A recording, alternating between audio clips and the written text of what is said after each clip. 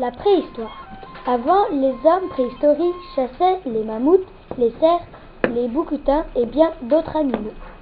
Ils vivaient dans les grottes et non dans les maisons que nous avons maintenant. Les hommes préhistoriques avaient déjà une organisation sociale rudimentaire.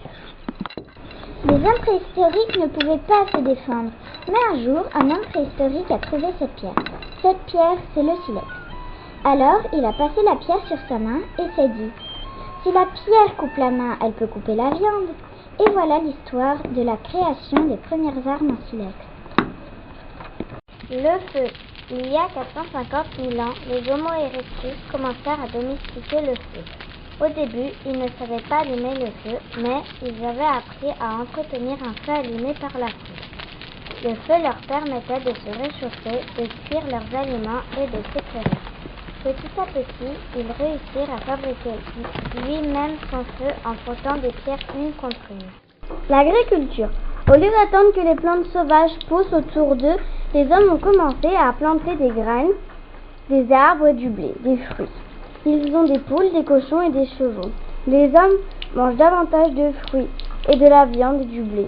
Ils vécurent plus longtemps et deviennent plus forts et plus nombreux. On appelle ça la période néolithique.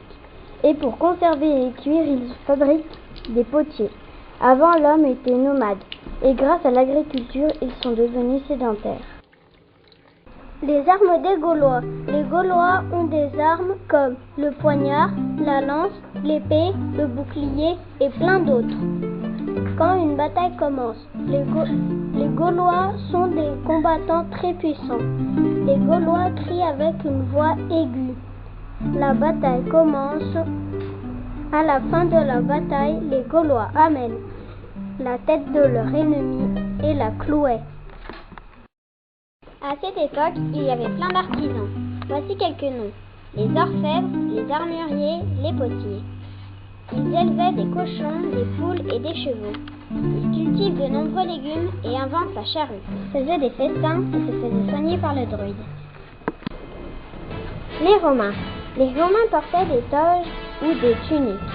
Le général portait une sorte de panne. Il portait plus souvent un tissu de lin. Jules César. Jules César était comme un roi pour les Romains, mais en fait c'était un empereur romain. Il portait sur lui une couronne de laurier et une grande cape rouge. Jules César, comme tous les Romains, parlait latin. En 58 avant Jésus-Christ, il a conquis la Gaule. Les Gallo-Romains. Les Romains ont envahi la Gaule. Jules César, le chef, organise l'armée romaine pour la rendre puissante. La ville gallo-romaine est construite et entourée d'un rempart fortifié. Les Romains, comme les Gaulois, pratiquent leur religion. Les barbares. Vers 500 ans, l'Europe occidentale est victime d'invasions barbares. Les Germains sont en l'actuelle Grande-Bretagne, les Ostrogoths en Italie, les Visigoths en Espagne et au sud de la Gaule. Les Francs sur le territoire de la France et de la Belgique actuelle. Le plus terrible des barbares s'appelle Attila. Premier roi de France. Clovis a été roi des Francs à 15 ans. Les Huns, un peuple barbare très féroce, dont le chef s'appelle Attila, les ont. Les Francs ont été repoussés par les Huns vers l'ouest, en Gaule. Clovis a voulu avoir plus de territoire, alors il s'est mis à conquérir la Gaule. Il arrive à une ville qui s'appelle Soissons. Clovis et ses hommes ont volé tout l'or qu'il y avait dans l'église.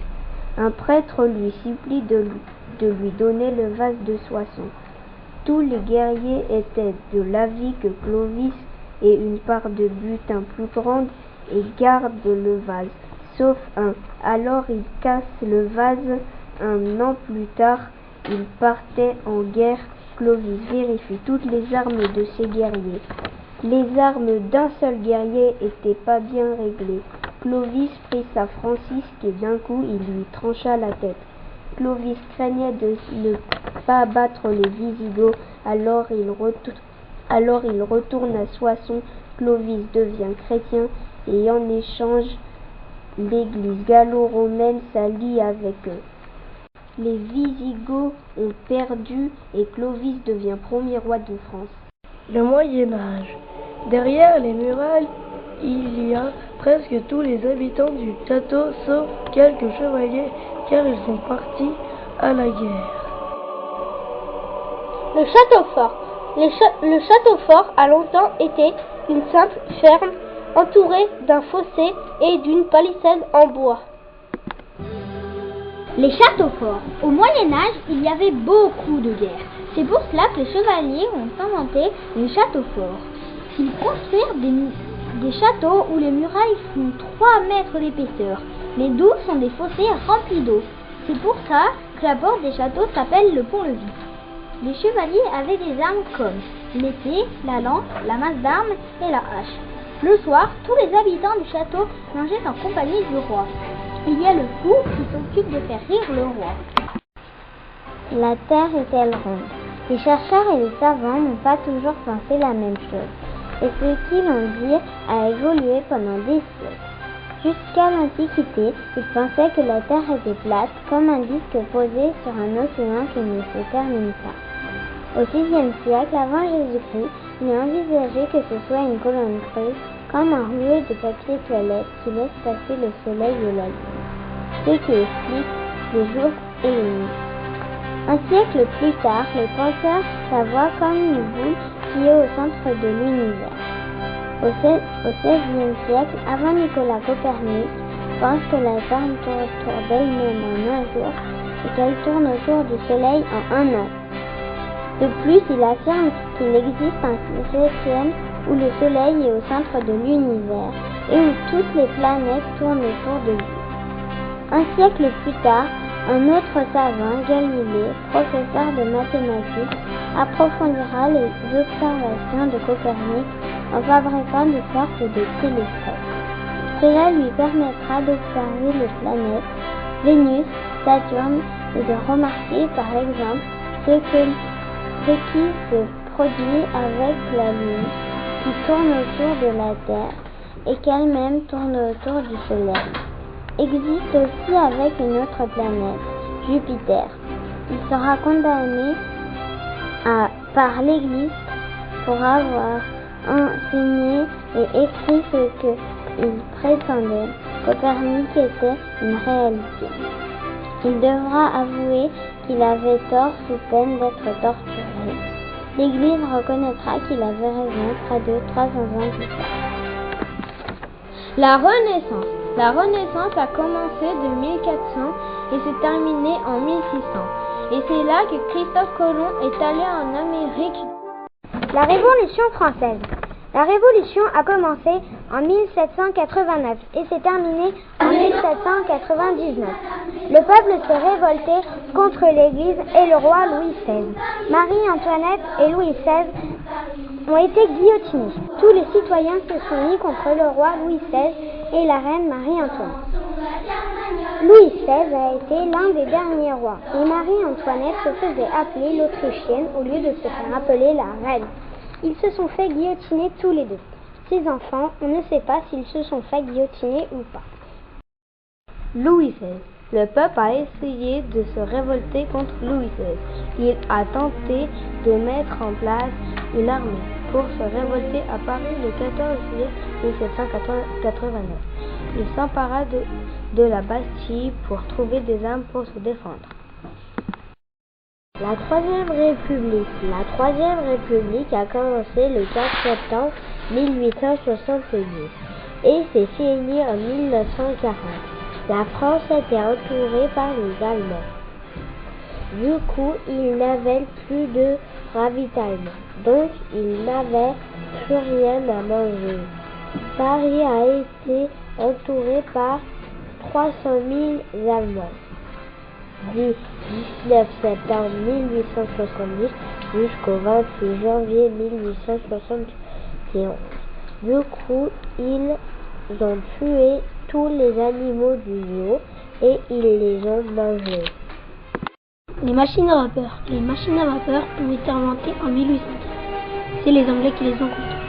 Il y en a beaucoup, je vais vous en citer quelques-unes. Il y a les locomotives, les usines et les voitures. La guerre des tranchées a duré de 1914 à 1918.